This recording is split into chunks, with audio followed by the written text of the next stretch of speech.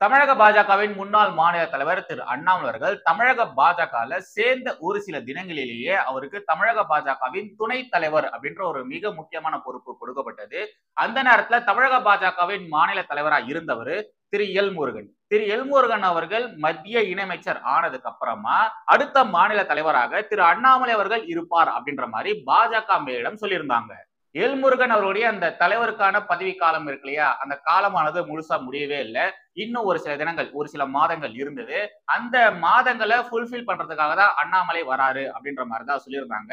அதுக்கப்புறமா அண்ணாமலருடைய ஒர்க்கை பார்த்ததுக்கு அப்புறமா அண்ணாமலர்கள் எப்படி செயல்பட்டாரு அப்படின்றதெல்லாம் பார்த்ததுக்கு அப்புறமா பாஜக மேலிடம் என்ன பண்ணாங்க, இதுக்கப்புறமா தமிழக பாஜகவின் மாநில தலைவராக அண்ணாமலை அவர்களே தொடர்வார் அப்படின்ற மாதிரி சொல்லிட்டாங்க. அந்த நாளிலிருந்து கடைசியா திரு நயினார் நாகேந்திரன் அவர்கள் தமிழக பாஜகவின் தலைவரா ஆனார் இல்லையா, அந்த நாள் வரைக்கும் அண்ணாமலை அவர்கள் பண்ண காரியங்கள் சாதாரணமான விஷயங்கள் கிடையாது. அவர் பண்ண ஒவ்வொரு விஷயமும் பாத்தீங்கன்னா அப்படி இருக்கும். எல்லாமே வரலாற்றுல பதியப்பட வேண்டிய சம்பவங்கள் தான். இங்க பழந்துன்னு கொட்டப்பட்ட பல திராவிட அரசியல்வாதிகளை கதற விட்டுருக்காரு. தமிழகத்தினுடைய அரசியல் களத்தை ஒட்டுமொத்தமா மாற்றி அமைச்சதுல திரு அண்ணாமலை அவர்களுக்கு மிகப்பெரிய பங்கு இருக்கு.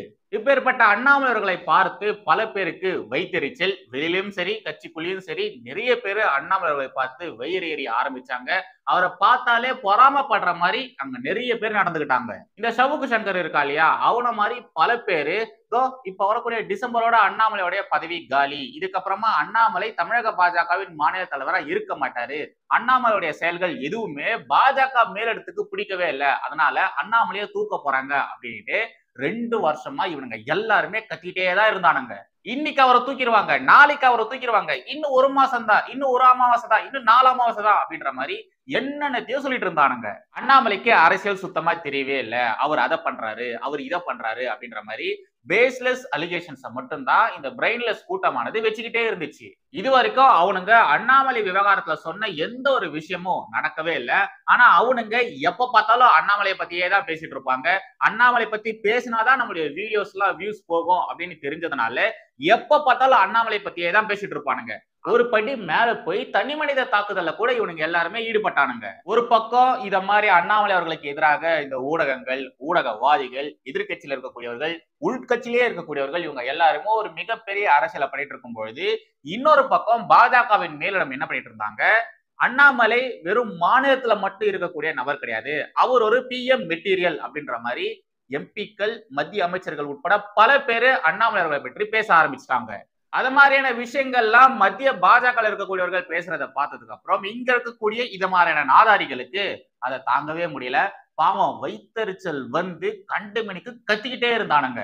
பாஜகவை பிடிக்காதவங்க தான் இது மாதிரி வெளியில இருந்து அண்ணாமலைக்கு எதிராக தவறான விஷயங்கள், அவதூறுகள்லாம் பரப்புறாங்கன்னு பார்த்தா பாஜகக்குள்ள இருக்கிறவங்க கூட பாத்தீங்கன்னா அண்ணாமலைக்கு எதிராக இது மாதிரியான அரசியல்ல ஈடுபட்டாங்க. தமிழக பாஜகவின் மாநில தலைவராக அண்ணாமலை அவர்கள் இருக்கும் பொழுது பாஜக இருக்கக்கூடிய பல பேரு குள்ளநெறி வேலையை தான் பார்த்திருந்தாங்க. சமீபத்துல அண்ணாமலையின் பொறுப்பானது மாற்றப்பட்டது. திரு நயினார் நாகேந்திரன் அவர்கள் அந்த மாநில தலைவருக்கான பொறுப்புக்கு வந்தாரு. மத்தவங்க எல்லாம் சொல்லுவாங்க இல்லையா, இத மாதிரி அவருடைய பொறுப்பு மாற்றப்பட்டதற்கு காரணம் இதுதான் அதுதான் அப்படின்ற மாதிரி எல்லாம் சொல்லுவாங்க இல்லையா. நான் அத மாதிரி எல்லாம் முட்டு கொடுக்கவே மாட்டேன்.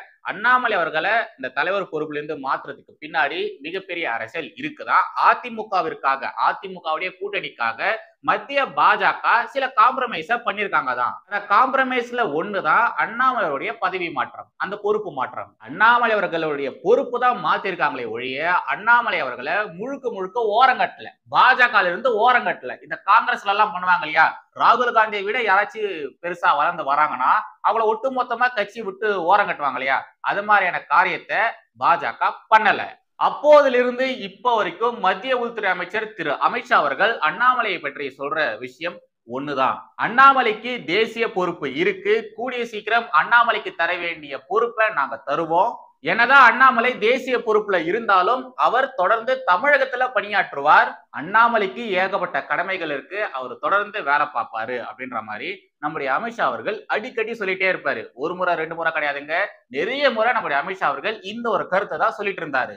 தமிழகத்தை தாண்டி அண்ணாமலைக்கு மிக முக்கியமான பொறுப்புகள்லாம் இருக்கு அப்படின்ற மாதிரி நம்முடைய அமித்ஷா அடிக்கடி சொல்வார் இல்லையா.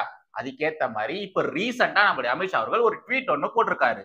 அதுல தமிழகத்துல பாஜக இந்த அளவு வளர்ந்திருக்குன்னா அண்ணாமலையுடைய தலைமை, அந்த தலைமை பண்பு இருக்கு இல்லையா, அது ரொம்ப ரொம்ப முக்கியமானது. அது பாராட்டுக்குரியது.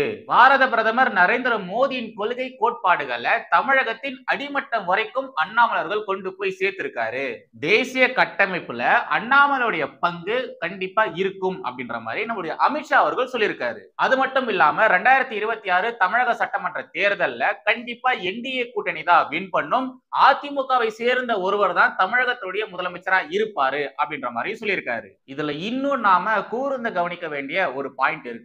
அது என்னன்னா, நம்முடைய அமித்ஷா அவர்கள் இது மாதிரியான விஷயங்கள் பேசிட்டு இருக்கும் பொழுது எடப்பாடி பழனிசாமி அவர்களை நேரடியா மென்ஷன் பண்ணி அவர் எதுவுமே பேசவே இல்லை. அதிமுக இருக்கக்கூடிய ஒருவர் தான் தமிழகத்துடைய முதலமைச்சரா இருப்பாருன்னு சொன்னாரே தவிர எடப்பாடி பழனிசாமி அவர்களை அமித்ஷா அவர்கள் மென்ஷன் பண்ணி சொல்லவே இல்லை. இப்போ இதுவும் பெரிய அளவுல பேசும் பொருளா மாறி இருக்கு. 1967 இருந்து தமிழகத்துல இந்த திராவிட கட்சிகளுடைய ஆதிக்கம் தான் இங்க இருக்கு. தேசிய கட்சியின் ரோல் ஆனது இங்க ரொம்ப ரொம்ப கம்மி தான், குறைவுதான், சுத்தமா இல்லைன்னு கூட நம்ம சொல்லலாம். அந்த அளவு இந்த திராவிட கட்சிகள் தேசிய கட்சிகள் மீதும் தேசியத்தின் மீதும் வெறுப்பை வளர்த்து வச்சிருந்தாங்க. இந்த சூழ்நிலையில நம்முடைய அமித்ஷாவுடைய இந்த ஒரு கருத்தானது இந்த திராவிட கட்சிகளுக்கு இடையே ஒரு பெரிய பதற்றத்தை ஏற்படுத்தி இருக்கு. திமுக, அதிமுக இந்த ரெண்டு திராவிட கட்சிகளுமே இப்ப மரண பீதியில இருக்காங்க. இந்த 2026 சட்டமன்ற தேர்தல் இருக்கு இல்லையா, இந்த தேர்தல் தான் இந்த திராவிட கட்சிகளின் கடைசி தேர்தலா இருக்கும். அதுக்கப்புறமா வரக்கூடிய தேர்தல்கள்ல கண்டிப்பா இந்த திராவிட கட்சிகளை தமிழக மக்கள் சப்போர்ட் பண்ணவே மாட்டாங்க. இனியும் இந்த திராவிட கட்சிகளால பிரிவினைவாதம் பேசி வெறுப்பு அரசியல் பேசி ஏமாத்த முடியாது. நம்ம திமுக காரங்களா சொல்றாங்க இல்லையா, அடுத்து வரக்கூடிய ஆட்சியும் நம்முடைய ஆட்சி தான், 2.0 வெயிட்டிங் அப்படின்ற மாதிரிலாம் சொல்றாங்க இல்லையா, அதுக்கெல்லாம் சுத்தமா வாய்ப்பே கிடையாது. ரைட், இப்ப நம்முடைய அண்ணாமலை அவர்களுக்கு வழங்க போகும் அந்த தேசிய பொறுப்பு அது பற்றியும், அடுத்து அண்ணாமலையின் அரசியல் எதிர்காலமானது எப்படி இருக்க போகுது அப்படிங்கிறதை பற்றியும், அமித்ஷா எப்படி அண்ணாமலையின் அரசியல் வாழ்க்கையை அந்த ஒரு அரசியல் பயணத்தை ஒட்டுமொத்தமா தலைக்கீழே திருப்பி போட்டாரு அப்படிங்கறத பத்தியும் கொஞ்சம் தெளிவா பார்க்கலாம். எப்பொழுதும் எதிராசன் வடிவழகு என் இதய தொழுதால் இல்லை எனக்கெதிர் இல்லை எனக்கெதிர் இல்லை எனக்கெதிரே. ஸ்ரீமதே ராமானுஜாய நமஹா. எனதருமை தேசியவாதிகள் அனைவருக்கும் வணக்கம்.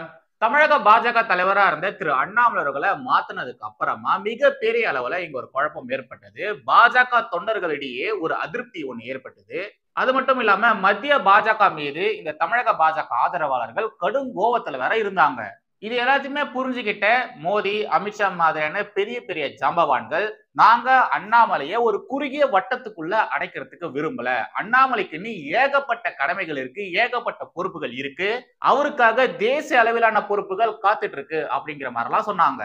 ஆனா கிட்டத்தட்ட ஒரு மாசம் ஆனதுக்கு அப்புறமாகவும் அண்ணாமலை அவர்களுக்கு வழங்கப்பட போகிற அந்த ஒரு பொறுப்பு, அது என்ன பொறுப்பு அப்படிங்கிறது இன்னமும் பெருசா அபிஷியலா வெளியே வரவே இல்லை. அதுக்கெல்லாம் நடுவுல நம்முடைய அமித்ஷா அவர்கள் தமிழகத்துக்கு வேற வந்துட்டு போயிட்டு இருந்தாரு. ஒரு முறை தமிழகத்துக்கு வரும்பொழுது மேடையில அண்ணாமலையுடைய பெயரை கேட்ட உடனேயே அந்த கூட்டத்துக்கு வந்திருந்த மக்கள், பாஜகவின் ஆதரவாளர்கள் எல்லாருமே கத்த ஆரம்பிச்சாங்க.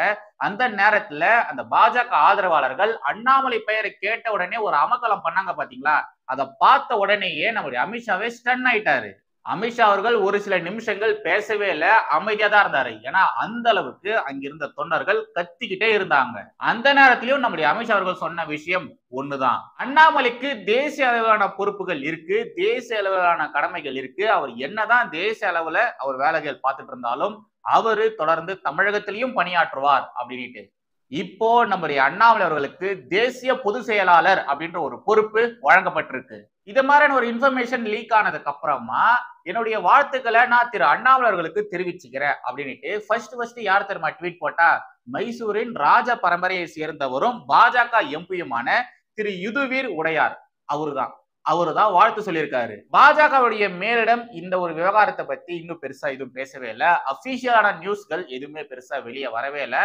ஆனா பல ஊடகங்களை இது குறித்து எல்லாம் பேச ஆரம்பிச்சிட்டாங்க. பல எம்பிக்கள், பல அமைச்சர்கள், பல முன்னாள் எம்பிக்கள் இவங்க எல்லாருமே தொடர்ந்து நம்முடைய அண்ணாமலை அவர்களுக்கு வாழ்த்துக்கள் சொல்லிட்டே தான் இருக்காங்க. அண்ணாமலை அவர்கள் தமிழக பாஜகவின் மாநில தலைவர் அப்படின்ற அந்த ஒரு பொறுப்பு இருந்து மாத்தினதுக்கு அப்புறமா அடுத்ததாக அவருக்கு தேசிய இளைஞர் அணி தலைவர் பதவி கொடுப்பாங்க, அப்படி இல்லைன்னா அவரை ராஜ்யசபா எம்பி ஆக்குவாங்க அப்படின்ற மாதிரி தான் நாம எல்லாருமே எதிர்பார்த்தோம். ஆல்மோஸ்ட் நிறைய பேர் அந்த ஒரு கருத்தை தான் சொல்லிட்டு இருந்தாங்க.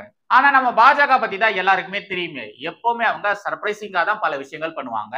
அதே மாதிரிதான் நம்ம அண்ணாமலை விவகாரத்திலையும் அவங்க ஒரு தரமான சம்பவத்தை பண்ணி விட்டுருக்காங்க. நாம எதிர்பார்த்ததை விட திரு அண்ணாமலை அவர்களுக்கு பவர்ஃபுல்லான ஒரு பொறுப்பை கொடுத்திருக்காங்க. இது எல்லாமே நம்ம அண்ணாமலை அவர்களுக்கு ஒரு ட்ரைனிங் மாதிரி தான். இது எல்லாமே ஒரு ட்ரைனிங் பீரியட் மாதிரி தான்.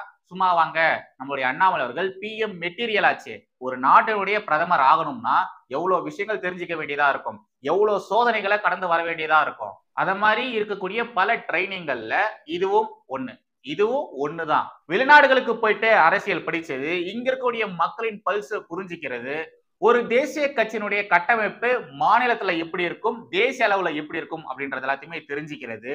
அப்புறம் இந்த புரோட்டோகால்ஸ் ஒவ்வொரு இடத்துலயுமே ஒவ்வொரு மாதிரி சேஞ்ச் ஆகும். சோ அந்த புரோட்டோகால்ஸ் பத்தி தெரிஞ்சுக்க வேண்டியது ரொம்ப ரொம்ப முக்கியமானது. அது எல்லாத்த பத்தியுமே தெரிஞ்சுக்கணும். இது மாதிரி பல விஷயங்கள் இருக்குங்க. இது மாதிரியான விஷயங்களா தெரிஞ்சுக்கிற அந்த ஒரு ப்ராசஸ்ல தான், அந்த ஒரு ட்ரைனிங் ப்ராசஸ்ல தான் நம்மளுடைய அண்ணாமலர்கள் இப்போ இருக்காரு. நாம எல்லாருமே அண்ணாமலர்கள் தமிழகத்தின் முதலமைச்சரா வரணும் அப்படின்ற மாதிரி எதிர்பார்க்கிறோம். அதுதான் நம்மளுடைய ஆசையாகவும் இருக்கு.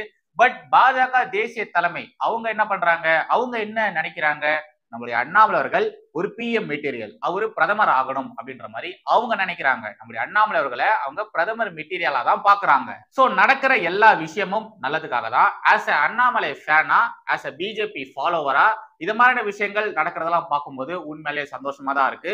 நாம எல்லாருமே எதிர்பார்த்த ஒரு சம்பவங்கள் தான் இப்ப நடந்துட்டு இருக்கு. நம்முடைய அண்ணாமலை அவர்கள் தமிழக பாஜகவின் மாநில தலைவரா இருக்கும் பொழுது எப்படி ஒரு கலக்கு கலக்குனாரோ, அதே மாதிரி தேசிய அரசியலுக்கு போனதுக்கு அப்புறமா அங்கேயும் ஒரு கலக்கு கலக்கணும். கண்டிப்பா அண்ணாமலை அவர்கள் ஒரு கலக்கு கலக்குவாரு. சோ அதாங்க இன்னைக்கான கண்டென்ட். மறுபடியும் அடுத்த ஒரு வீடியோவில் சந்திக்கிறேன். நன்றி, வணக்கம். ஜெய்ஹிந்த். வந்தே மாதரம்.